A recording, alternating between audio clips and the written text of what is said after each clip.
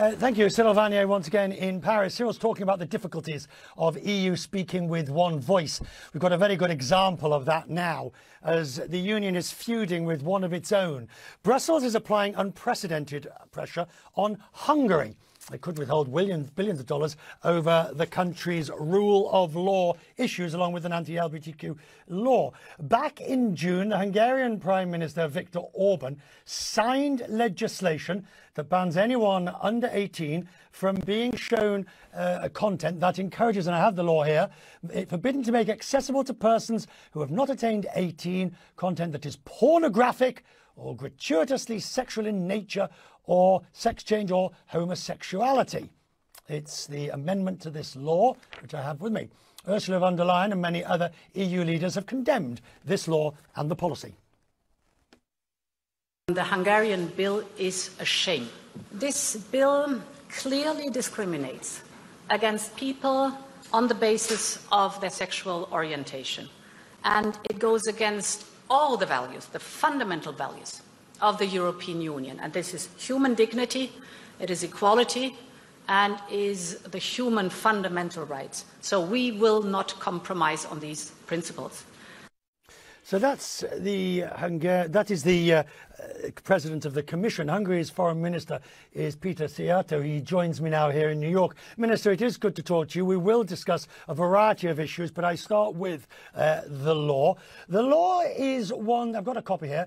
It says it takes a more severe action against paedophile offenders and deals with the protection of children, particularly, of course, making accessible persons under 18 on homosexuality. Minister, you know as well as I do, I am gay. I'm caught by this law. Do you consider me to be a paedophile? Well, first of all, thank you very much for the invitation. It's really great to be back after 1.5 years.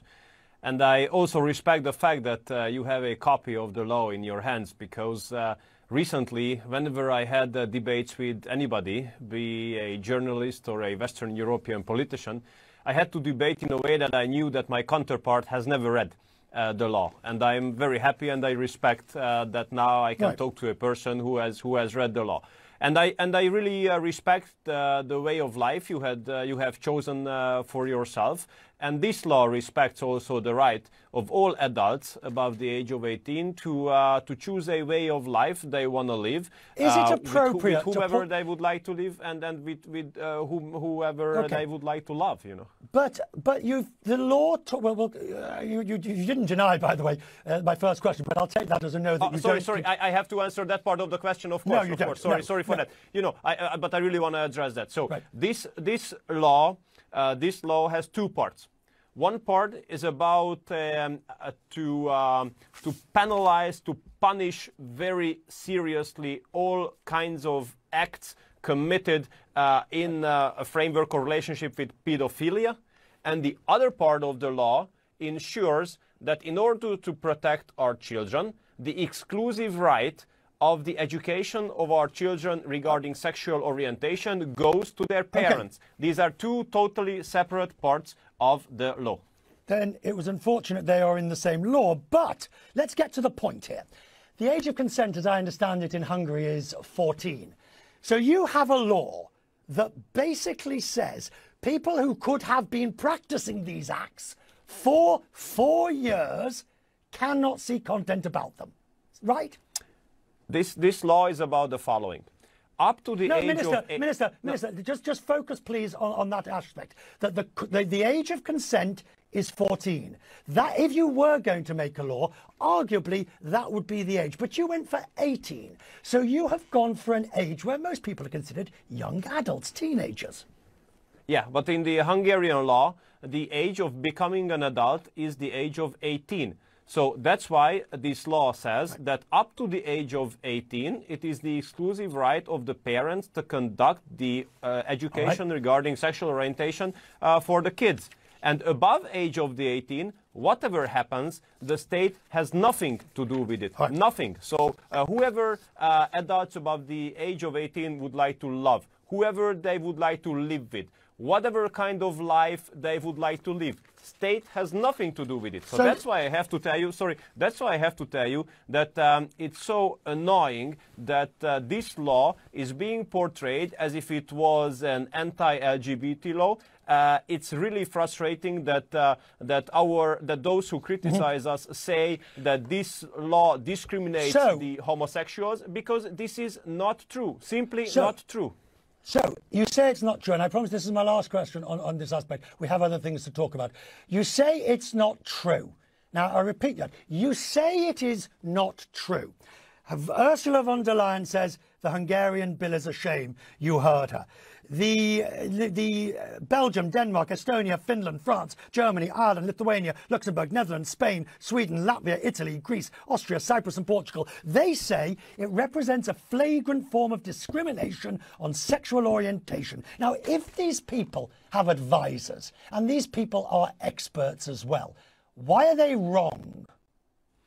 Look, here we have a serious debate with them. There's a group of countries in the European Union, definitely a smaller one compared to what you have mentioned now, who thinks differently. And those countries have not joined this opinion. And we have a very serious debate with Ursula von der Leyen also. I think it's a shame the way she speaks about the Hungarian legislation.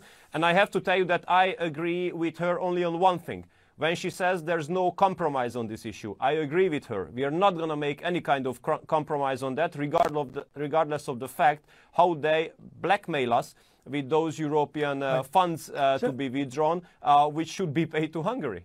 So are you, moving across this, are you feeling a little anxious in Budapest as the opposition seems likely to present a unified candidate against Prime Minister Orban, who incidentally, after Merkel goes, will be the longest standing. He will be the elder statesman, the father of the house, as they call it in Parliament in Britain, as the longest standing Prime Minister. But are you feeling anxious because you could lose this next election next year? No, there's no reason to feel anxious. Basically, with this structure, which the opposition is building now, including everybody from the far right to the far left, the question is going to be very clear in next April during our elections. Whether people would like to come back to the period of time before 2010, when the country was indebted, when the taxes were high, when unemployment was in the sky, or they would like to continue what has been happening since 2010, when we break economic records, when there's full employment in the country, and when we support families. So it's going to be a very clear choice, a very clear decision to be made by the people next April. Don't you have to make that same decision as a government, based on the principle of the Article 7 proceedings over your rule of law issues, based on the LGBTQ issues, based on what your own Prime Minister said? He said the EU is important for us because it provides Hungary with a market. We need to stand up for the EU and remain in it. In other words, you see the EU as a purely economic venture, an EEC, if you like, the original EEC. But aren't you going to have to make a decision on that? No, look, our interest is that the European Union becomes strong again. Because unfortunately, in the recent years, we have weakened a lot. If you look back to 2000, which is 21 years ago, the share of the share of European Union when it comes to global GDP was 21%. Now it's only 18. The United States trades more with China than with the European Union. That was the last year was the first year ever for this phenomenon. So European Union should be stronger in the future. But the way to make European Union stronger, now it's under very heavy debate. And we take part in this debate, and our position is that the European Union can be strong in the future in case it is being based on strong member states. So we are very heavily against the so-called federalistic approach, which would like to create something like a United States of Europe. This is something that we reject. We need strong member states, and based on strong member states, the European Union has a chance to be strong again. We are working for that.